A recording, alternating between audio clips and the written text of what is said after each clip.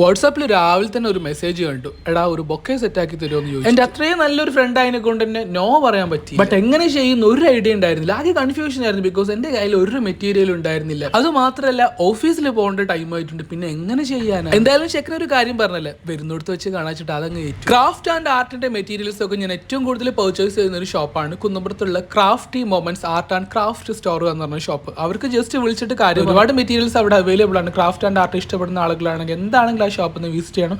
Affordable പ്രൈസിൽ ഒരുപാട് materials അവിടെ അവൈലബിൾ ആണ്. അങ്ങനെ അവിടെ പോയിട്ട് നമുക്ക് ആവശ്യമുള്ള മെറ്റീരിയൽസ് ഒക്കെ വാങ്ങി തിരിച്ച് ഓഫീസിൽ വന്നിട്ടാണ് ഡ്യൂട്ടി ടൈമിൽ ഒരു 10-20 മിനിറ്റ് എടുത്തിട്ടാണ് നമ്മൾ ഈ ഒരു വർക്ക് ചെയ്യുന്നത്. ഇതിന് പകരം നമ്മൾ കുറച്ച് ലേറ്റ് ആയിട്ടാണ് ഓഫീസിൽ നിന്ന് ഇറങ്ങിയത്. അത് വേറൊരു കാര്യം. ഈ ഒരു വർക്ക് തന്നിട്ടുള്ള ഫ്രണ്ടിന്റെ brother I think mister Rashid from Tirurangadi. നമ്മൾ തിരങ്ങാടി ഒരു വർക്ക് ചെയ്യുന്നത് അങ്ങ് ഗൾഫിലാണ്. ഓരോരുത്തർക്ക് ഒരു വൈഫും മോളും കൂടി അങ്ങോട്ട് ചെല്ലുന്നുണ്ട്. അപ്പൊ എയർപോർട്ടിൽ എത്തുന്ന സമയത്ത് ഓടി പോയിട്ട് കയ്യിൽ ബൊക്കെല്ലാം കൊടുക്കില്ല. നമ്മൾ റീലൊക്കെ കാണുന്ന സമയം അതന്നെ ഹാൻഡ് ബാഗിലൊക്കെ ഇട്ട് കൊണ്ടുപോകാൻ പറ്റുന്ന രീതിയിലുള്ള ഒരു ചെറിയൊരു ബൊക്കെ മതി എന്നുള്ളൊരു കണ്ടീഷൻ മാത്രമേ അവർ പറഞ്ഞിട്ടുള്ളായിരുന്നു.